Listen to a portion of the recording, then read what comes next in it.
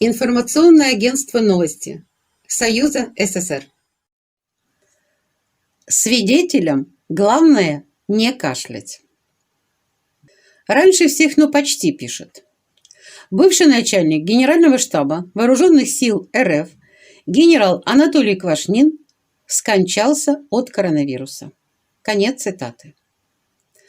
Так совпало, что Квашнин мог быть косвенным свидетелем пропажи или продажи ядерных отходов с Курска и других подлодок и прочего наследия СССР с секретных баз во Вьетнаме, на Кубе, в Иране, Ираке, Сирии, Марокко, Эфиопии, Анголы.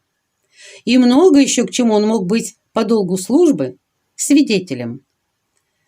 Свидетелей подчищают перед возвратом их в новый сатанинский СССР 2.0. Не путать с СССР, чтобы агенты сатанистов среднего уровня могли сменить нынешних, тех, кто сегодня находится у руля, и не попасть под раздачу за измену Родине через показания таких, как Квашнин, кто сам напрямую не был замазан в сатанинских делишках, но многое видел, знал и молчал.